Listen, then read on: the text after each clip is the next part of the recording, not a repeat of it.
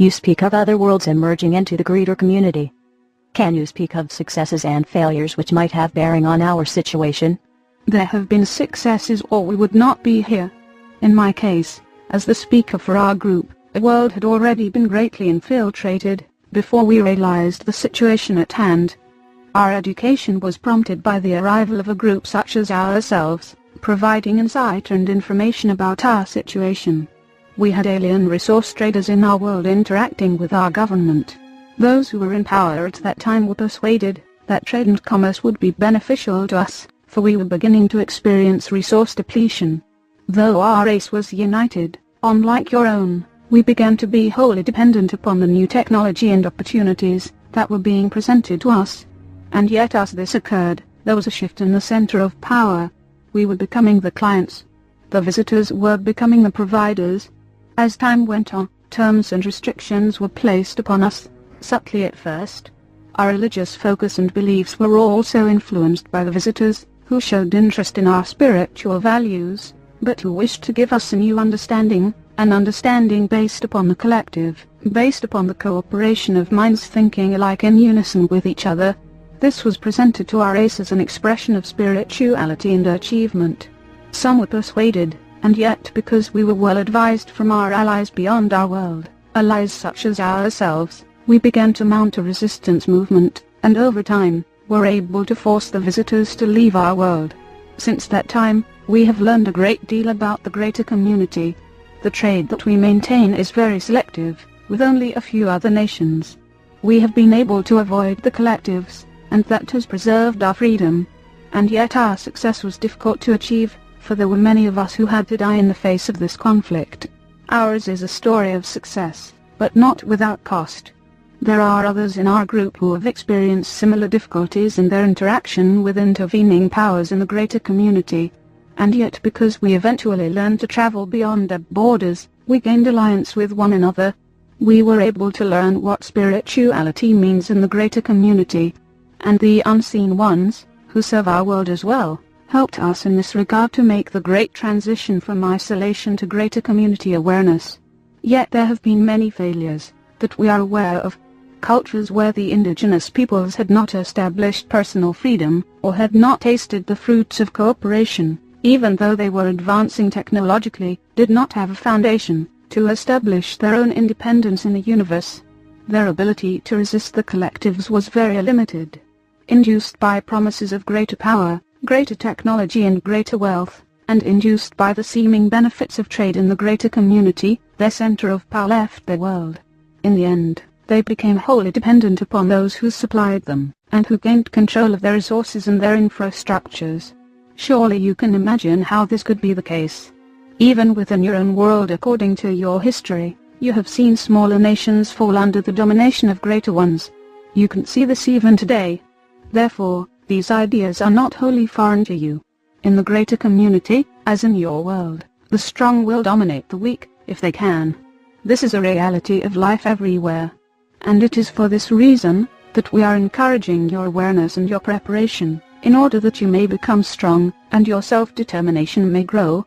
It may be a grave disappointment to many to understand, and to learn that freedom is rare in the universe.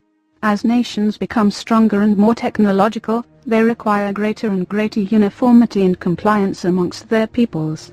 As they bridge out into the greater community, and become involved in greater community affairs, the tolerance for individual expression diminishes to the point where large nations, that have wealth and power, are governed with a strictness and an exacting attitude, that you would find abhorrent. Here you must learn that technological advancement, and spiritual advancement are not the same, a lesson that humanity has yet to learn, and which you must learn, if you are to exercise your natural wisdom in these matters. Your world is greatly valued. It is rich biologically. You are sitting on a prize that you must protect, if you are to be its stewards and its beneficiaries. Consider the peoples in your world who have lost their freedom, because they lived in a place considered valuable by others. It is now the whole human family that is so imperiled. You speak about keeping knowledge alive. How many will it take to keep knowledge alive in the world? We cannot give you a number, but it must be strong enough to generate a voice within your own cultures.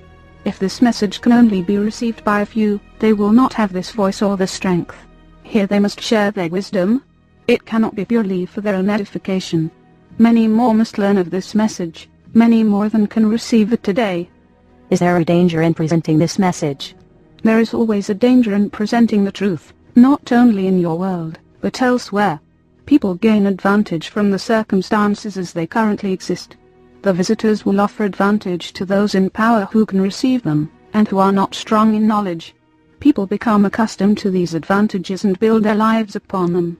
This makes them resistant, or even hostile to the presentation of truth, which calls for their responsibility in service to others, and which may threaten the basis of their wealth and achievements. This is why we are hidden, and do not walk in your world. Certainly the visitors would destroy us, if they could find us. But humanity may seek to destroy us as well, because of what we represent, because of the challenge and the new reality that we demonstrate. Not everyone is ready to receive the truth, even though it is greatly needed. Can individuals who are strong with knowledge influence the visitors? The chance of success here is very limited. You are dealing with a collective of beings who have been bred to be compliant, whose whole life and experience have been encompassed and engendered by collective mentality. They do not think for themselves.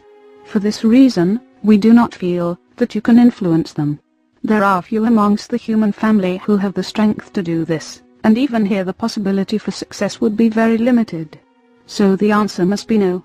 For all practical purposes, you cannot win them over. How are collectives different from the united humanity? Collectives are made up of different races, and of those who are bred to serve those races. Many of the beings that are being encountered in the world are bred by collectives to be servants. Their genetic heritage has long been lost to them. They are bred to serve, as you breed animals to serve you.